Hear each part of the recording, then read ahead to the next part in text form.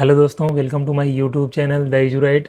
दोस्तों, मेरा नाम है अनिल और मैंने IIT BHU वाराणसी से कंप्यूटर साइंस एंड इंजीनियरिंग में बीटेक किया हुआ है। और मैं एक सीरीज चला रहा हूं जिसमें हम लोग जेईई मेंस फिजिक्स के प्रीवियस ईयर क्वेश्चन को टॉपिक वाइज सॉल्व कर रहे हैं, जिसमें हम टॉप 5 क्वेश्चन जो हैं वो सिलेक्ट करते हैं और उसको हम लोग सॉल्व करते हैं, प्रॉपर एकदम बेसिक से सॉल्व करते हैं। तो हर टॉपिक से 5 क्वेश्चन और एक चैप्टर से लगभग 20 से 30 क्वेश्चन हम लोग सॉल्व करेंगे ऐसे ही। तो इस सीरीज में आज हमारा तीसरा वीडियो है। पहला वीडियो हमने यूनिफॉर्म मोशन पर देखा, दूसरा जो मोशन इन स्ट्रेट लाइन में जितने भी फार्मूले यूज होते हैं, इंटीग्रेशन, डिफरेंशिएशन, वो चीज़ें हमने कवर की। तीसरा आज है कि नॉन यूनिफॉर्म मोशन, उसमें हम लोग क्वेश्चन देखेंगे और टॉप 5 या 6 क्वेश्चन कवर करेंगे। ठीक है, तो स्टार्ट करते हैं बिना किसी देरी के और स्क्रीन पर चलते हैं और क्वेश्चन देखते हैं। तो दोस्तों, नॉन यूनिफॉर्म मोशन का क्वेश्चन शुरू करने से पहले मैंने जो पिछला वीडियो अपलोड किया था फार्मूला का, जिसमें मैंने इंटीग्रेशन और डिफरेंशिएशन भी समझाया था, तो इंटीग्रेशन की डिफिनीशन में थोड़ा सा मैं एक चीज़ बिना बताए आगे बढ़ गया हूँ, तो वो चीज़ यहाँ करेक्ट कर रहा हूँ। आप लोग प्लीज़ ध्यान से देख लेना वो, और वो गलती सुधार लेना। हालांकि मैंने वहाँ स्क्रीनशॉट एक लगा दिया है उसकी डेफिनीशन के साथ, पर वो डेफिनीशन में स्टार्टिंग में जब डेफिनीशन बताया था तब नहीं समझाया था, आगे चलकर समझाया हूँ वीडियो में, पर वहाँ भी स्क्रीनशॉट लगा दिया हूँ दोनों जगह। पर एक बार फिर से समझा देता हूँ और वो करेक्शन कर लेते हैं, उसके बाद जो है आगे बढ़ते हैं। तो जब मैं वहाँ डिफरेंशिएशन की डेफिनीशन समझा रहा था, तो मैंने बोला कि किसी रॉड को छोटे छोटे टुकड़े में काट देना, और इतना छोटा टुकड़ा कि जो कि मतलब रीडेबल ना हो, जिसको हम रीड ना कर सके, बहुत छोटा हो ना। ऐसा नहीं कि 1 सेंटीमीटर या 1 मिलीमीटर, बहुत छोटा हो जिसको हम लोग रीड ना कर सकें या मेजर ना कर सकें। तो इतने छोटे टुकड़ों में तोड़ देना ही, मैंने बस इतना ही बोल दिया था कि तोड़ने का जो ये एक्शन होता है इसको डिफरेंशिएशन कहते हैं। जबकि इसको डिफरेंशिएशन नहीं, इसके आगे फिर मैं जब जब फिर मैं आगे वीडियो में फिर इसके बाद मैं इंटीग्रेशन समझाता हूँ, जो कि बिल्कुल सही था। फिर उसके बाद मैं आगे बढ़ता हूँ और जब dx/dt सॉल्व कराता हूँ इसको, ये v = dx/dt, उसमें ये बताता हूँ कैसे आता है, ये क्या होता है। तो वहाँ बताया हूँ कि एक के रेट ऑफ चेंज को, जैसे डी एक्स के रेट ऑफ चेंज को टी के रिस्पेक्ट में देखना, ये कहलाता है डिफरेंशिएशन। पर वहाँ स्टार्टिंग में नहीं बताया था, तो वहाँ अब बता देता हूँ कि पहले डेफिनेशन देख लो कि किसी क्वांटिटी, मान लो dx है, किसी क्वांटिटी dx के चेंज को बहुत छोटे इंटरवल पर देखना, यह पता करना कि वह दूसरी क्वांटिटी, जैसे dt थी, दूसरी क्वांटिटी के रिस्पेक्ट में कितनी तेज़ी से बदल रही है। तो कहने का मतलब, एक क्वांटिटी कोई x है, कोई x है, वो कितनी तेज़ी से बदल रही है, किसके बदलने से, t के बदलने से, पर किसके, कब, छोटे इंटरवल के लिए। तो ये होता है डिफरेंशिएशन। जबकि मैं ये बोलकर आगे बढ़ गया था बस छोटे टुकड़े को तोड़ना, तो ये तो बस उसका एक पार्ट था कि छोटा इंटरवल। तो अब पूरी डेफिनेशन मैं यहाँ से समझा देता हूँ कि मान लो कि एक कोई ग्राफ में बना लेते हैं कि मान लो ये y है, ये x है, और वैसे डायरेक्ट समझते हैं कि मान लो ये x है और ये t है, ये क्या है, टाइम है, और ये क्या है, डिस्प्लेसमेंट है। मान लो कोई ग्राफ है, ठीक है। अब ये जो डेफिनेशन बता रहा है डिफरेंशिएशन का, तो मैंने वहाँ तो यही चीज़ समझाई एकदम अच्छे से, कि ये समझाई थी कि किसी dt टाइम में, dt टाइम कितना छोटा टाइम होगा, बहुत छोटा टाइम होगा, किसी dt टाइम के चेंज होने से ये x कितना चेंज हो रहा है, x कितना चेंज हो रहा है, dx चेंज हो रहा है। तो किसी dt टाइम में ये x कितना चेंज हो रहा है, इसी को डिफरेंशिएशन बोलते हैं। मतलब dx dt के रिस्पेक्ट में कितनी तेज चेंज हो रहा है। तो अभी मान लो कि कोई ग्राफ है ऐसे और ऐसे दिया हुआ है, और मान लो फिर से वही t वर्सेस x का ही ग्राफ है। तो मान लो कि 0 सेकेंड है, ये 1 सेकेंड है, ये 2 सेकेंड है। तो 1 सेकेंड पर इसका डिस्प्लेसमेंट मान लो 3 था, और 2 सेकेंड पर मान लो 6 हो गया। तो बताओ, जब हम ये चीज़ देखेंगे तो रेट ऑफ चेंज, नाम ही डिफरेंशिएशन का यही होता है कि rate of change of a quantity with respect to another quantity. बस वो होनी क्या चाहिए, स्मॉल इंटरवल के लिए, एक छोटे इंटरवल के लिए। तो जैसे ये इंटरवल काफ़ी बड़ा है, 1 सेकेंड का इंटरवल है, तो यही अगर छोटा इंटरवल हो जाए, एकदम छोटा सा, तो ऐसे मान लो हम लोग dt काट लें, तो ये जब आएगा इसको रेट ऑफ चेंज बोलेंगे, इसको डिफरेंशिएशन बोलेंगे। तो इसमें dx/dt आएगा। ठीक है, ये रेट ऑफ चेंज है।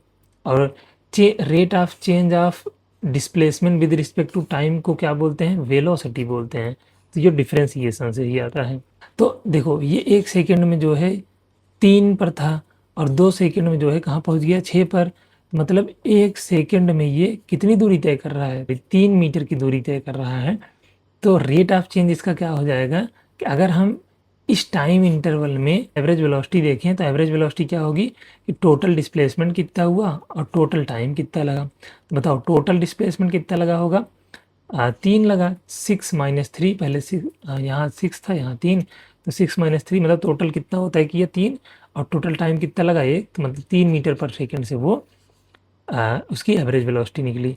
तो वही चीज़ है ये भी, ये पर इंस्टेंटेनियस देखने के लिए है। तो एक मोमेंट के लिए है, बहुत से छोटे से टाइम के लिए, कि एक छोटे dt में या एक छोटे dt में कितना, अगर टाइम को हम लोग 1 माइक्रो सेकंड बढ़ाएंगे तो कितनी वेलोसिटी या कितना जो है जो भी दिया होगा दूसरी क्वांटिटी, जैसे यहाँ डिस्प्लेसमेंट है, तो दूसरी क्वांटिटी जो डिस्प्लेसमेंट है, दूसरी क्वांटिटी जो डिस्प्लेसमेंट है कितना चेंज होगी, उसी के चेंज को क्या बोलते हैं? Rate of change of dx with respect to dt को क्या बोलते हैं? वेलोसिटी। उसी के चेंज को क्या बोल देते हैं? वेलोसिटी।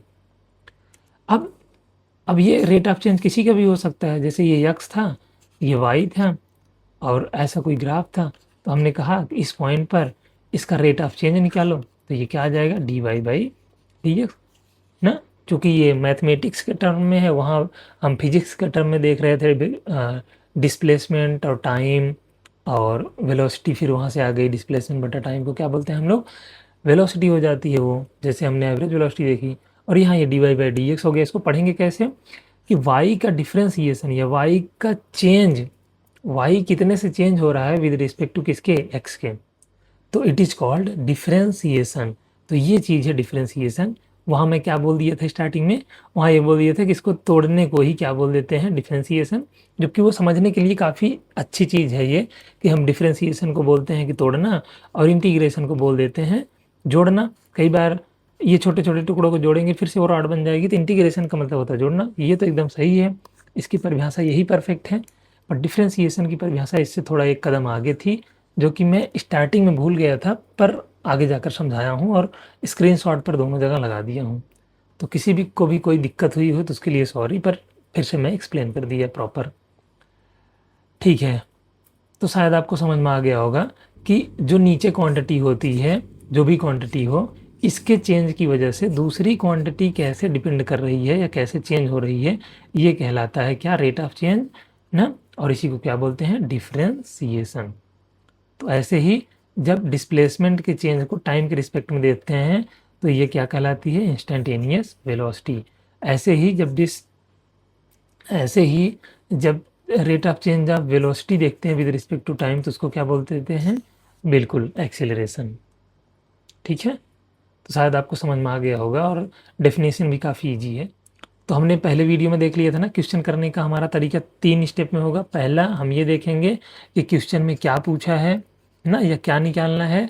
दूसरा तो पहला क्या था कि क्या निकालना है। दूसरा ये देखेंगे कि जो चीज़ निकालनी है, मान लो कि हमको एवरेज वेलोसिटी निकालनी है, तो वी एवरेज निकालने के लिए क्या क्या चाहिए होता है कि हमें टोटल डिस्प्लेसमेंट दो और टोटल टाइम दो।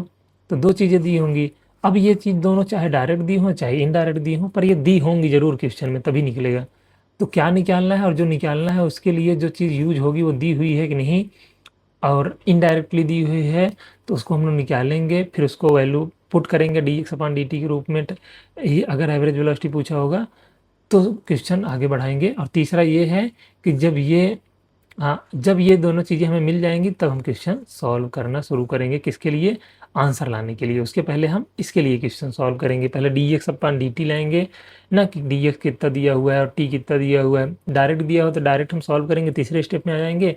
नहीं तो पहले वो रिक्वायर्ड चीज़ें सॉल्व करके लाएंगे, कहाँ से है उसको ढूंढ कर लाएंगे। ठीक है, अगर उसके लिए अलग से कैलकुलेशन करनी पड़ी तो वो करेंगे। तो क्वेश्चन शुरू करते हैं। पहले प्रॉपर क्वेश्चन पढ़ते हैं कि a particle starts moving from time t equal to 0 and its coordinate is given as xt equal to 4t³ - 3t। तो ये चीज़ दी हुई है अब हमने अभी भी देखा था कि जब टाइम के रूप में डिस्प्लेसमेंट या फिर वेलोसिटी दी हुई है तो हम वेलोसिटी के लिए कौन सा फार्मूला यूज करते हैं, dx/dt, और एक्सीलरेशन के लिए क्या यूज करते हैं, dv/dt। तो इतना हमारे दिमाग में तुरंत चल जाएगा। फिर अब हम ऑप्शन पे जाएंगे। यहाँ चूंकि कुछ पूछा नहीं है, इसने बोला है कि कौन कौन सा सही होगा इसमें, choose the correct answer from the below option. ये क्वेश्चन बहुत टफ होते हैं क्योंकि इसमें हमें एक से ज़्यादा अब एक तरीके से एक से ज़्यादा कैलकुलेशन करनी होती है। तो अब कह रहा particle returns to its original position in इतना टाइम। कह रहा है कि जो पार्टिकल है वो इस इतने टाइम में अपने ओरिजिनल पोजीशन पर लौट आएगा। आप बताओ ओरिजिनल पोजीशन पर लौटने का क्या मतलब है। मतलब ये है सिंपल सा कि उसकी जो है कितने समय में पोजीशन उसका जीरो हो जाएगा ना। मतलब ये पोजीशन जो है यही तो डिस्प्लेसमेंट है, और डिस्प्लेसमेंट जैसे कोई पार्टिकल यहाँ है, गया फिर लौट कर आ गया, तो यहाँ आया फिर जीरो हो गया, इसका मतलब इसका डिस्प्लेसमेंट नेट क्या हो गया, जीरो। अब ये कितने टाइम में चल कर आया वो कैसे निकालेंगे, तो वो निकालेंगे हम कुछ यूँ कि x को जीरो कर देंगे, मतलब 4t³ - 3t को क्या कर देंगे, जीरो कर देंगे। तो यहाँ से एक आएगा t=0। जब t को कॉमन कर लोगे तो ये आएगा 4t² - 3 = 0। और t की वैल्यू एक तो जीरो होगी, और ऑप्शन में देखो ये दिया हुआ है कि ये t=0 से स्टार्ट ही कर रहा है, तो वहाँ तो वहाँ से तो स्टार्ट हो रहा है, तो वहाँ तो x जीरो हो गई। पर एक दूसरा टाइम आएगा, इसको जीरो करेंगे तो जो टाइम मिलेगा -3 = 0, तो इसको सॉल्व करोगे तो t² की वैल्यू आ जाएगी 3/4। अब t की वैल्यू आ जाएगी √3/2। √3 की वैल्यू कितनी होती है, 1.71। इसको सॉल्व करोगे तो कितना आएगा, 0.2/16 और 2×5 = 10 ना, 2×5 = 10, तो 0.86 आया। तो इसका मतलब ये पहला ऑप्शन सही लग रहा है मुझको। तो पहला ऑप्शन क्या है, लग सही है ना, अप्रॉक्सीमेटली उतना आया, और वो √3 की वैल्यू हो सकता है 1.73 हो। √3 की वैल्यू सही से रख लोगे तो सही आंसर आ जाएगा। दूसरा, the particle is 1 unit away from origin at its turning point. कह रहा है जब वो रिटर्न हुआ था, यहाँ से कहीं से रिटर्न मैंने दिखाया था ना अभी, कि जब यहाँ से ये रिटर्न होगा तो ये जो ये स्टार्टिंग वाली पोजीशन थी यहाँ से कितनी दूरी पर होगा, यहाँ से ये डिस्टेंस कितनी दूरी होगी। बताओ जब ये रिटर्न कर रहा होगा यहाँ, तो यहाँ कौन सी चीज़ जीरो होगी, ऑब्वियसली वेलोसिटी। तो वेलोसिटी को जीरो कर दो, तो v जीरो करेंगे तो बताओ भाई इसको क्या करना पड़ेगा, x को डिफ्रेंशिएट करना पड़ेगा। तो 4t³ - 3t, यही था ना। ये अगर x है तो इसको डिफ्रेंशिएट करेंगे तो v बन जाएगा। और डिफ्रेंशिएशन कैसे होता है वो फार्मूला आप लोग पढ़ लेना एक बार प्लीज़। तो कांस्टेंट एज इट इज रहता है, 3 को सामने लाएंगे, 3 × t² माइनस ये 3 हो जाएगा, t की पावर 1 है तो 1 सामने आएगा, मल्टीप्लाई होगा और t की पावर 0 बन जाएगा, मतलब 1। तो v की वैल्यू कितनी आ गई, 4×3 = 12, t² - 3। अब कह रहा है इसको जीरो करो और बताओ कि क्या टाइम आता है, वो निकालो पहले। तो ये आ जाएगा 3/12 1/4 ना, अंडर रूट में, तो आ जाएगा t की वैल्यू 1/2। तो अब कह रहा है ये तो टाइम आ गया, वो बोला पोजीशन कितनी थी उस समय, तो ये पोजीशन का इक्वेशन है, इसी में t की वैल्यू रख कर बता दो।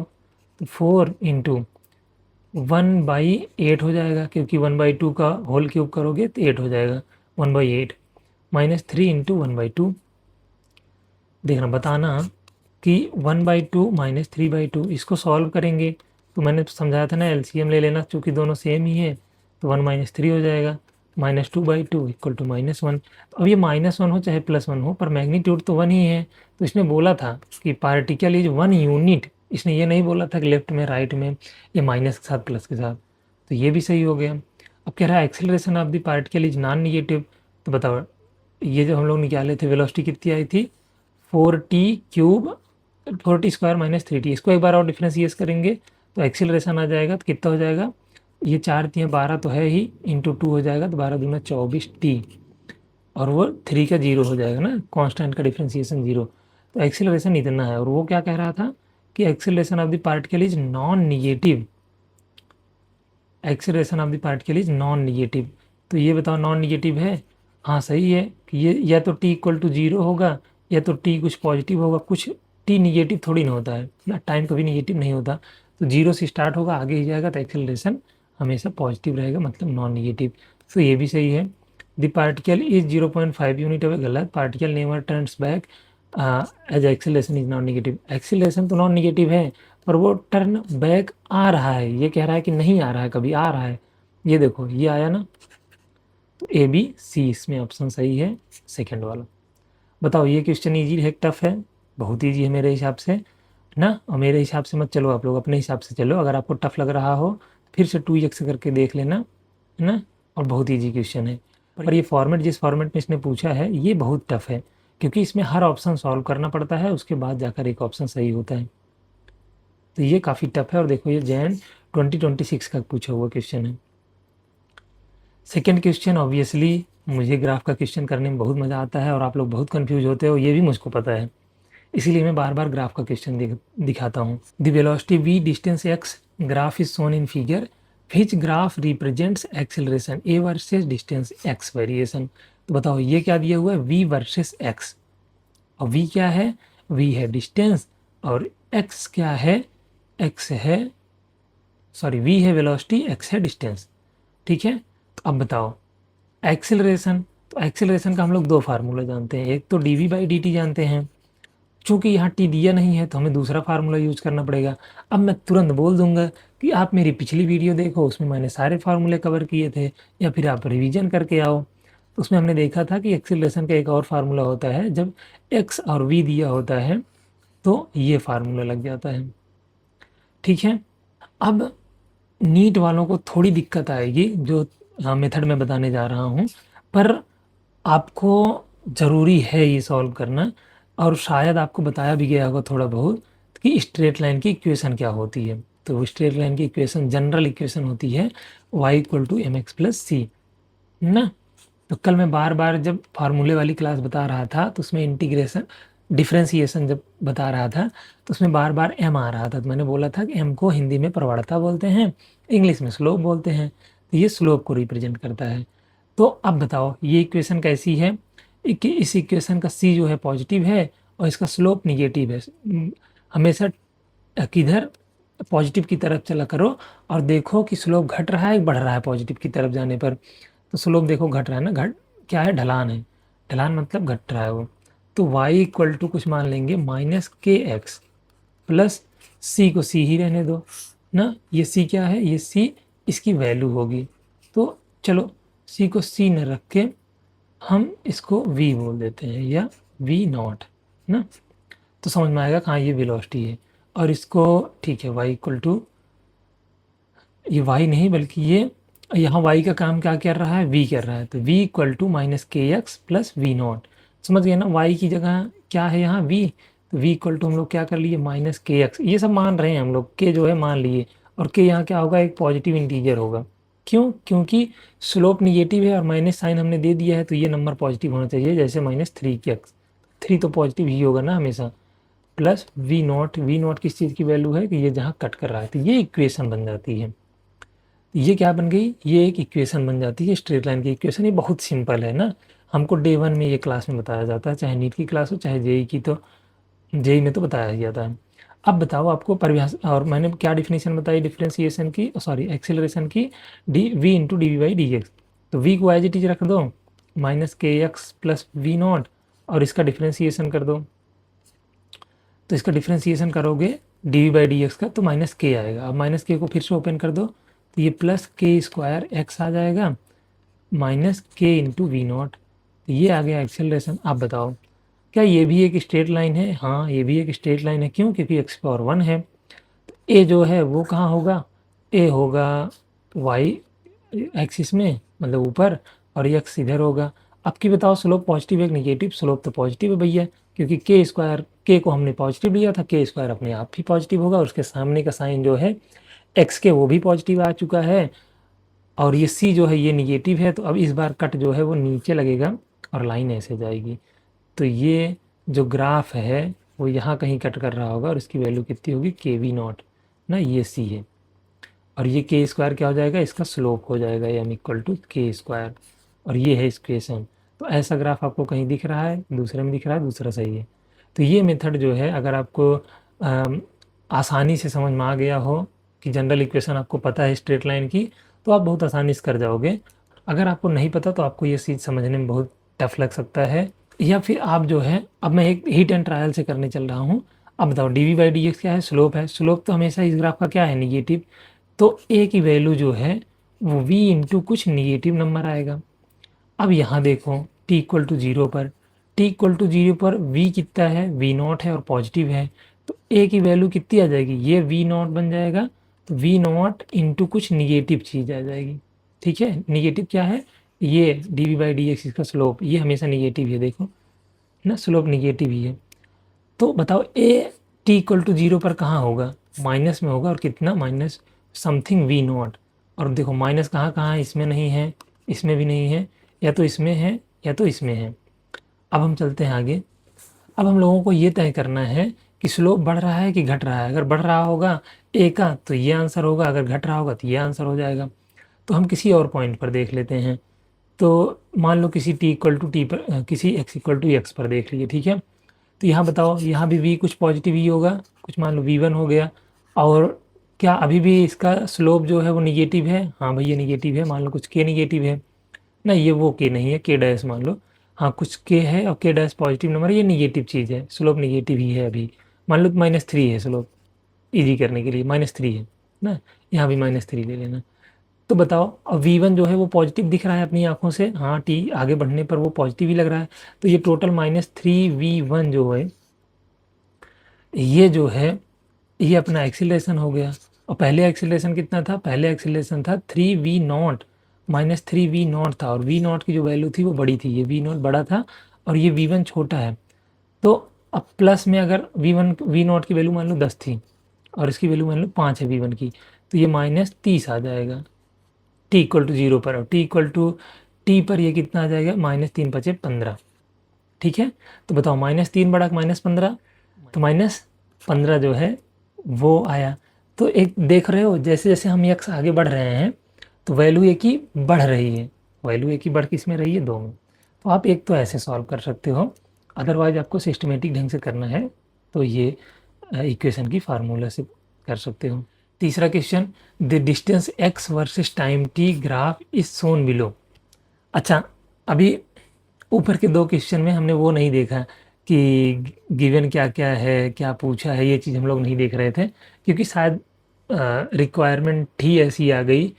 मतलब शायद आपने पहला वीडियो देखा होगा, तो अब मुझे हर क्वेश्चन में वही बताने की ज़रूरत नहीं होनी चाहिए ना, आप अगर मेरा सीरीज पूरा फॉलो करोगे तो फिर भी बता देता हूँ। जैसे displacement x versus time t का ग्राफ दिखाया गया है इसमें, और पूछा क्या गया है, average velocity, instantaneous velocity, average velocity. तो अब बताओ क्या पूछा है, एवरेज वेलोसिटी। एवरेज वेलोसिटी की परिभाषा मैंने क्या बताई थी, डेफिनेशन, कि टोटल डिस्प्लेसमेंट देख लो बट टोटल टाइम देख लो, बस सिंपल सा। और इंस्टेंटेनियस का, वी इंस्टेंटेनियस क्या होता है, D x by D T. ठीक है, स्लोप। अब बताओ वी एवरेज की एक मैंने परिभाषा बताई थी ना, डेफिनेशन, रियल लाइफ डेफिनेशन, कि अगर कोई बंदा है वो यहाँ से यहाँ तक कुछ 10 मीटर पर सेकंड से जा रहा है, फिर यहाँ से यहाँ तक कुछ 20 मीटर से जा रहा है, यहाँ से यहाँ तक 30 मीटर जा रहा है, और कुछ ये डिस्टेंस तय कर रहा है। अब कोई बंदा आया, उसने बोला कि भैया आप जो है यहाँ 10 से जा रहे हो, फिर 20 से जा रहे हो, फिर 30 से जा रहे हो, फिर बी से ए पहुँच रहे हो, तो ऐसा काम क्यों नहीं करते कि बी से ए जाओ, और जितना टाइम आपको यहाँ से यहाँ तक जाने में लगा है बी से ए, उतना ही टाइम यहाँ से यहाँ तक जाने में लगे एक ऐसी वेलोसिटी से जाओ, किसी वी नॉट। तो जो ये वी नॉट की वैल्यू आएगी यही वी एवरेज होती है। तो एक ऐसी वेलोसिटी जिससे एक पर्टिकुलर डिस्टेंस तय करने में उतना ही समय लगे जितना कि अलग अलग इन वेलोसिटियों से जाने में लगता है। ठीक है, तो एवरेज वेलोसिटी 0 से 3 सेकंड के बीच में कितनी है, तो 0 से 3 सेकंड। तो मुझे बताना ग्राफ देखने में अगर आपको दिक्कत हो रही हो। देखो मैं ग्राफ देखने चल रहा हूँ, मुझको चाहिए टोटल डिस्प्लेसमेंट कहाँ से कहाँ तक, 0 से 3। पार्टिकल 0 पर कहाँ था, 0 पर था, और 3 पे कहाँ है, सी पर है। अब डिस्प्लेसमेंट कौन सी डायरेक्शन में है, वाई डायरेक्शन में है, टाइम किस डायरेक्शन में, इसमें। तो टाइम तो हमने देख लिया 0 से 3। डिस्प्लेसमेंट देखो पार्टिकल के, पार्टिकल कहीं गया फिर ऊपर आया, ऊपर मतलब 5 तक पहुँचा, तो टोटल नेट डिस्प्लेसमेंट कितना हुआ, 5। तो टोटल डिस्प्लेसमेंट 5, टोटल टाइम कितना लगा, 3। तो वी एवरेज कितना आया, वी एवरेज 0 से 3 ए वाले ऑप्शन के लिए कितना आया, 10 तो नहीं आएगा, ये 5/3 आएगा ना। तो इसका मतलब ये ऑप्शन गलत हो गया, 5/3 आंसर आना चाहिए। दूसरा, द एवरेज वेलोसिटी ड्यूरिंग 3 से 5 सेकेंड। अब 3 से 5 सेकेंड आप लोग बताना सही से, 3 से 5 सेकेंड बताओ एवरेज वेलोसिटी के लिए क्या चाहिए होता है कि चेंज इन डिस्प्लेसमेंट कितना हुआ, टोटल टाइम। तो टोटल टाइम कितना दिख रहा है 3 से 5, 2।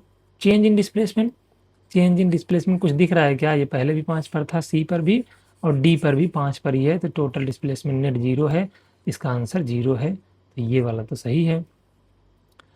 तो अगला, the instantaneous velocity at t equal to 2 second. 2 second कहाँ है? ये है। तो 2 सेकेंड पे इंस्टेंटेनियस वेलोसिटी, तो यहाँ बताओ D x upon D T हम लोग कर सकते हैं क्या? नहीं कर सकते, क्योंकि एक्स के रूप में हमें एक्स और टी में कोई फंक्शन नहीं दिया हुआ है। तो हम कैसे सीखे थे? हम सीखे थे कि जो स्लोप होता है वो tan थीटा की वैल्यू होती है। तो tan थीटा यहाँ क्या हो जाएगा? ये होता है लंब, ये होता है आधार, ये होता है परपेंडिकुलर, ये होता है लंब, ये है बेस ना। तो L/A, तो ये कितना है? ये 5 है, ये होता है लंब, ये होता है बेस। तो बेस कितना है? 2, 1 है।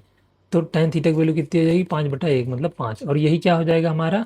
यही हो जाएगा हमारा इंस्टेंटेनियस वेलोसिटी। तो इंस्टेंटेनियस वेलोसिटी 5 है, बिल्कुल सही 5 है। कह रहा है एवरेज वेलोसिटी 5 से 7 सेकेंड और इंस्टेंटेनियस वेलोसिटी दोनों t इक्वल टू 6.5 पर इक्वल हैं। अब पहले t इक्वल टू 6.5 ये है ना, क्योंकि ये 7 होगा, ये 8 होगा, ये 9 होगा, तो ये है। तो पहले यहाँ तो हम क्या देखेंगे? v average. तो एवरेज के लिए हमने क्या पूछा था? डेल्टा एक्स बटे डेल्टा टी। तो बताओ पार्टिकल t इक्वल टू 0 पर, t इक्वल टू कहाँ से कहाँ पूछा था? 5 से 7। तो 5 से पार्टिकल चला यहाँ से, फिर यहीं आ गया, तो ये तो 0 हो गया एवरेज ना, क्योंकि डेल्टा एक्स ही 0 हो गया। और इंस्टेंटेनियस का 0 है? नहीं 0 है, क्योंकि कुछ ना कुछ तो स्लोप है इसका ना। और स्लोप कितना है वो भी निकालना हो तो यही कर सकते हो कि tan थीटा की वैल्यू निकाल लेना। ये 5 हो जाएगा और ये कितना हो जाएगा? हाफ, तो 10 आ जाएगा। तो दोनों जो हैं वो अलग अलग हैं, तो ये भी ऑप्शन गलत है। अभी तक बी और सी सही हुआ है। ई देखते हैं, कह रहा the average velocity from t equal to 0 to t equal to 9 is 0। कह रहा 0 से 9 तक की एवरेज वेलोसिटी बताओ। तो पहले हम कहेंगे कि एवरेज वेलोसिटी की क्या परिभाषा होती है? Delta x upon delta T. और डेल्टा एक्स क्या है यहाँ? डेल्टा एक्स क्या है? मतलब चेंज इन डिस्प्लेसमेंट कितना हुआ? 0 हुआ। अबे वो कहीं भी घूमे, वो कहीं भी घूमे, एंड में जाकर अगर वो 0 पर ही रुक रहा है, तो इसका मतलब नेट चेंज कितना हो गया? नेट चेंज 0 हो गया, और उसकी जो है एवरेज वेलोसिटी 0। तो ई वाला ऑप्शन सही है। तो बी सी ई, तो बी सी ई किस में है? चौथे में। आप लोग मिला लेना, जो ना समझ में आए दोबारा देख लेना, बहुत ईजी क्वेश्चन है। ये जेई मीन्स के क्वेश्चंस कर रहा हूँ, देखो कितने इजी इजी क्वेश्चन है। कह रहा for a train engine moving with a speed of 20 metre per second the driver must apply brake at a distance of 5 metre before the station for the train to come to rest at the station. If the brake were applied at half of its distance, the train engine would cross the station with speed of under root x, the value of x। एक train engine है जो कि किस speed से move कर रहा है? 20 metre पर सेकंड से। किससे? 20 मीटर पर सेकंड से। कह रहा है कि अगर ये 500 मीटर पहले, और यहाँ कहीं स्टेशन है, ये क्या है? स्टेशन, यहाँ से शुरू किया। कह रहा अगर यहाँ से 500 मीटर पहले ये ब्रेक लगाता तो ये कहाँ आकर रुकता? स्टेशन पर रुकता। तो हमने ठीक है बोल दिया कि हाँ भैया तुम ब्रेक लगाओ। ब्रेक लगाने का मतलब एक्सीलरेशन अपोजिट में लगा दो। तो अब हम इक्वेशन लगाएंगे, यहाँ वी फाइनल कितना हो रहा है? 0। तो अब देखो ये जो क्वेश्चन है, जो इक्वेशन ऑफ मोशंस लगते हैं, जैसे v equal to u plus a t, v s equal to u t plus half a t square, v square equal to u square plus 2as, जो ये फार्मूले लगते हैं, ये हमें खुद डिसाइड करना होता है। क्वेश्चन को समझना पड़ता है, सोचना पड़ता है कि कैसे सॉल्व करेंगे और कौन सा फार्मूला यूज होगा। जैसे मैंने क्या सोचा इसमें कि इसने ट्रेन की स्पीड दी हुई थी और इसने डिस्टेंस दी हुई थी, और इसने बोला, और इसने पूछा कि हमसे कि पहले तो हाँ, पहले हम अपना वो वाला फंडा अपनाते हैं कि क्या पूछा है। If the brake were applied at half of this distance the train engine would cross the station with speed. कह रहा है अगर ब्रेक जो है पहले तो 500 मीटर पहले लगाया जा रहा था, अब ये 250 मीटर पहले लगाएंगे, तो बताओ ये ट्रेन कहाँ जाकर रुकेगी? यहाँ। तो ये ब्रेक मतलब फोर्स उतना ही लगेगा, क्योंकि ब्रेक सेम लगा रहे हैं ये, तो ब्रेक चूँकि सेम लगा रहे हैं, फोर्स उतना ही लगेगा, मतलब एक्सीलरेशन ये क्या रखने वाले हैं? ये एक्सीलरेशन सेम रखने वाले हैं। तो सबसे पहले हमें निकालना होगा कि कितने स्पीड से वो इंजन यहाँ स्टेशन को क्रॉस करेगा, इसके लिए हमें सबसे पहले निकालना पड़ेगा, हमें निकालना है v, पर v को निकालने के लिए हमें क्या चाहिए, हमको a चाहिए। तो हमें क्या चाहिए, उसके लिए a चाहिए। v निकालने के लिए क्या चाहिए, a चाहिए। तो पहले हम एक्सीलरेशन निकालेंगे। वो कैसे निकालेंगे, वो इसका और ये रेस्ट का यूज करके। तो रेस्ट मतलब 0। तो अभी मैं नया वाला इमेज मिटा रहा हूँ, ठीक है। तो अभी मैं ये नया वाला इमेज मिटा रहा हूँ। तो अभी मैं ये नया वाला इमेज मिटा रहा हूँ। अभी ये है कि पार्टिकल जो है यहाँ तक जाता है और रेस्ट में हो जाता है स्टेशन पर। तो इसके लिए v square equal to u square minus 2AS लगाएंगे। क्योंकि माइनस क्यों, क्योंकि साइन सहित मैंने रख दी है। तो अब ए की वैल्यू जो आएगी वो पॉजिटिव में आएगी। तो वी स्क्वायर 0, यू स्क्वायर की वैल्यू 400 माइनस 2, ए की वैल्यू ए ही है, एस की वैल्यू 500। तो बताओ ए की वैल्यू कितनी आ गई, 400/1000 मतलब 0.4। इतना मीटर पर सेकेंड स्क्वायर आई होगी ऐसा यूनिट में।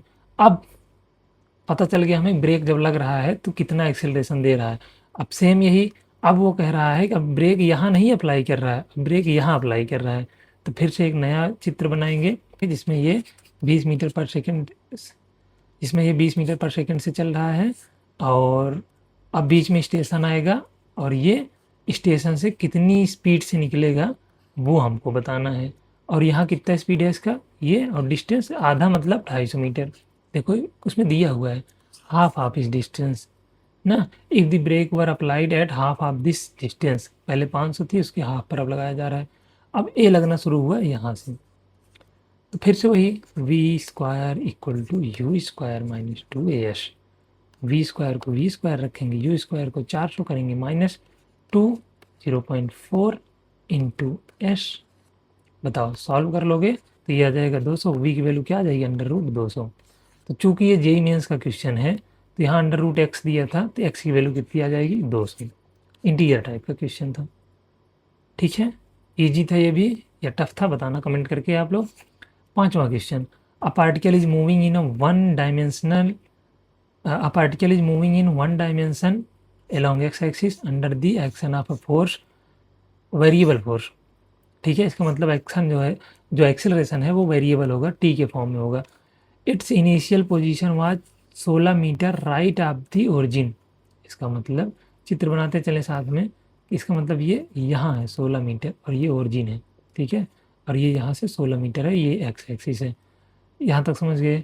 दी variation of its position with time change.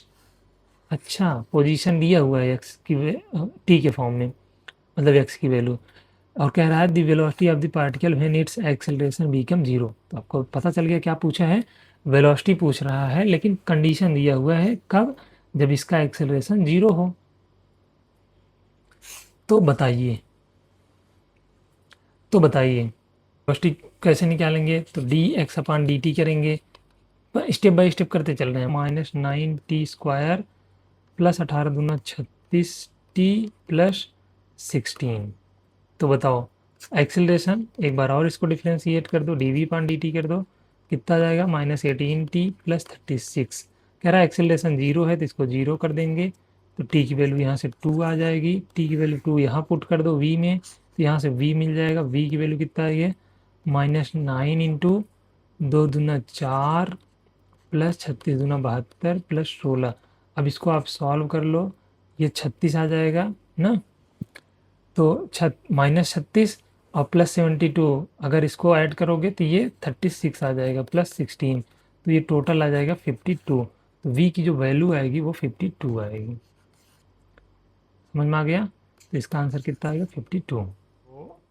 आपको कैसे लगे सारे क्वेश्चन, आपको क्वेश्चन सॉल्व करने में मज़ा आया कि नहीं ना। बहुत छोटे छोटे क्वेश्चन लगे होंगे जब मैं सॉल्व किया होऊंगा, लेकिन जब आप अकेले सॉल्व करोगे तो ये क्वेश्चन काफ़ी परेशान करेंगे आपको। पर आप ज़रूर सॉल्व करो, उसके बाद सोल्यूशन देखो ना। और जो भी प्रॉब्लम आए आप कमेंट करके बताओ, जो भी चीज़ ना समझ में आई हो वो भी।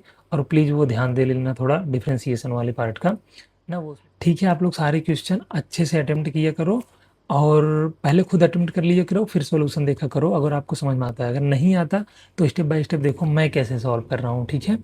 और कि दूसरी चीज़, आपको जो भी चीज़ें, जो भी डाउट हो आप कमेंट के माध्यम से पूछो, और जो भी क्वेश्चन समझने में दिक्कत हो या मैं कहीं गलती कर रहा हूँ, देखो जैसे मैंने डिफरेंशिएशन बताते समय मैं जल्दी से आगे बढ़ गया था, मुझे पता भी नहीं चला, मैंने उसकी डेफिनीशन सही से नहीं बताई।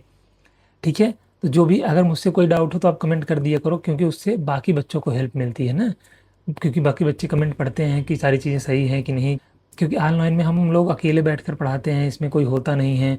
और अगर हमसे भी कोई त्रुटि हुई, कोई एरर हुआ, तो हम देख नहीं पाते हैं जल्दी जल्दी में, तो हमें वो रियलाइज़ नहीं होता जल्दी जल्दी में, और हम आगे बढ़ जाते हैं। और आपको कोई डाउट हो तो आप कमेंट करके ज़रूर पूछना, जो भी दिक्कत हो, परेशानी हो, अगर क्वेश्चन से रिलेटेड हो या फिर आपके तैयारी से रिलेटेड हो, आप क्वेश्चन करके पूछ सकते हैं। अगर वो दिक्कत बड़ी हुई और आपके क्वेश्चन ज़्यादा हुए तो मैं उस पर अलग से वीडियो भी बना दूंगा। ठीक है, तो आज के लिए इतना ही, मिलते हैं नेक्स्ट वीडियो में।